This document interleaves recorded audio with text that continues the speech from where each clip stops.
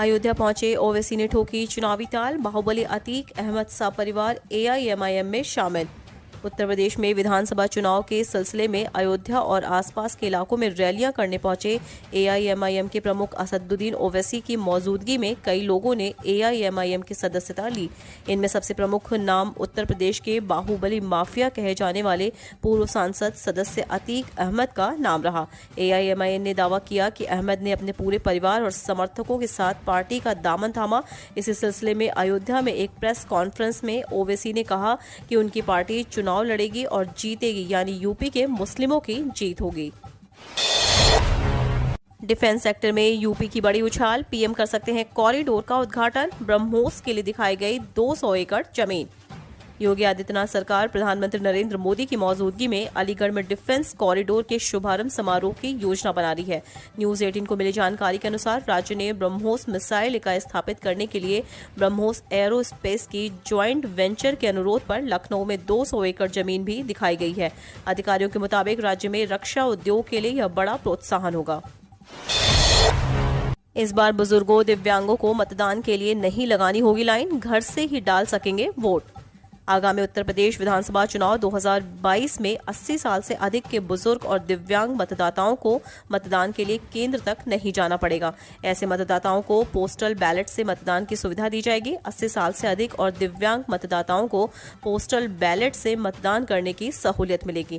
इसके लिए तैयारियां चल रही हैं। हरदोई में 51,000 बुजुर्ग और 18,383 दिव्यांग मतदाता चिन्हित किए गए हैं। एडीएम संजय कुमार सिंह ने बताया कि आयोग से मिले आदेश के बाद सभी तैयारियां चल रही हैं। यूपी में योगी सरकार ने नाइट कर्फ्यू में दी ढील। रात 11 बजे तक खुलेंगी दुकानें। लखनऊ उत्तर प्रदेश के योगी आदित्यनाथ सरकार ने कोविड मामलों में गिरावट को देखते हुए राज्य में रात के कर्फ्यू में 1 घंटे की और ढील दी है। रात्रि कर्फ्यू का समय रात 10 बजे से सुबह 6 बजे तक के बजाय अब रात 11 बजे से सुबह 6 बजे तक होगा। हाल ही में योगी सरकार ने संडे लॉकडाउन खत्म करने की घोषणा की थी। उससे पहले शनिवार का लॉकडाउन हटा दिया गया था। इसके बाद अब सरकार ने नाइट कर्फ्यू में भी ढील दी है। अपर मुख्य सचिव गृह अवनीश अवस्थी द्वारा जारी आदेश के अनुसार नया समय तत्काल प्रभाव से लागू होगा। हालांकि आदेश में कहा गया है कि अन्य कोविड प्रोटोकॉल का सख्ती से पालन करना जारी रहेगा, जिसमें मास्क पहनना, सैनिटाइजर का उपयोग करना और सामाजिक दूरी बनाए रखना शामिल है।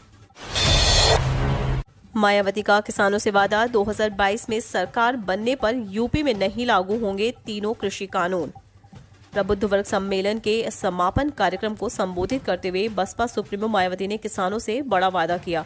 लखनऊ के कार्यक्रम में उन्होंने कहा कि 2022 में अगर उनकी पार्टी की सरकार सत्ता में आती है तो वे न सिर्फ किसानों की आय दोगुनी करेंगी, बल्कि केंद्र सरकार द्वारा जबरदस्ती थोपे गए तीनों काले कानून भी यूपी में लागू नहीं होने देंगी।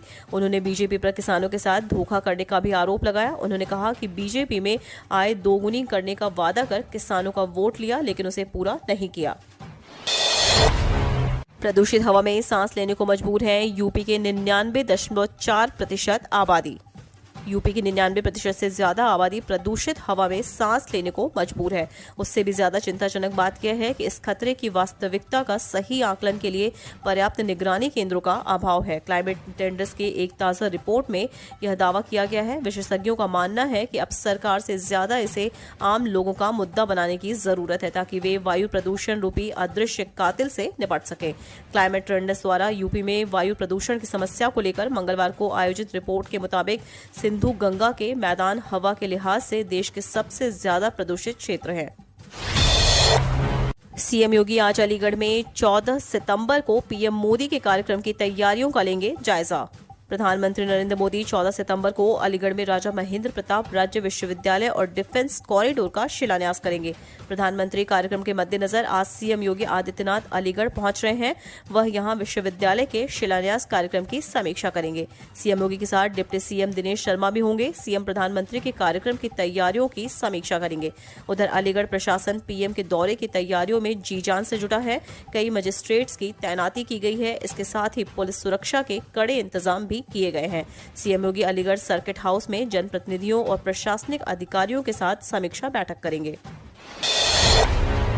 संयुक्त किसान मोर्चा ने तय किया राज्यवार बैठकों का कार्यक्रम। इन बैठकों के बाद जनसंपर्क करके किसान मांगेंगे देशबंदी के लिए समर्थन। कृषि कानूनों के खिलाफ 27 सितंबर को प्रस्तावित भारत बंद के लिए संयुक्त किसान मोर्चा ने तैयारियां तेज कर दी हैं।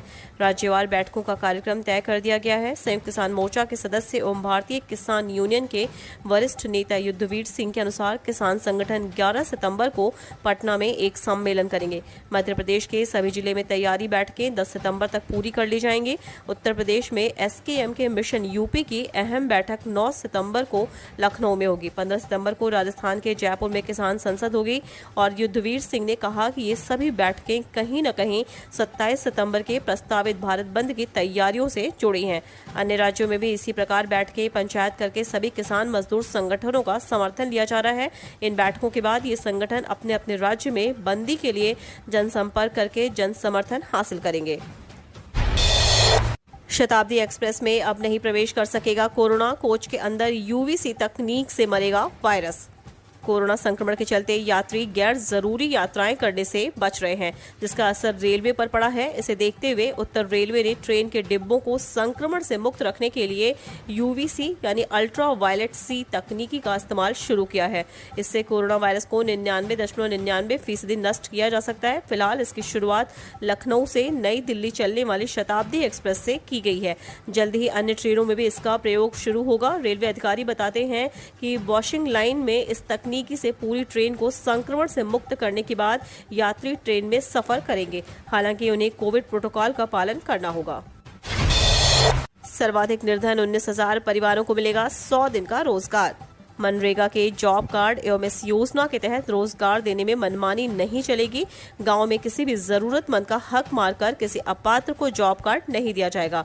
जिलाधिकारी विजय किरण आनंद ने जिले में करीब 19,410 सर्वाधिक निर्धन परिवारों को इस योजना के अंतर्गत वर्तमान वित्तीय वर्ष में 100 दिन का रोजगार अनिवार्य रूप से देने का निर्देश दिया है। इसके लिए हर ग्राम पंचायत से 15 निर्धनतम परिवारों का चयन किया जाएगा। मुख्य विकास अधिकारी इंद्रजीत सिंह ने सभी खंड अधिकारियों को उनके ब्लॉक का लक्ष्य भेज दिया है। 15 दिन के भीतर इस लक्ष्य को पूरा करना होगा।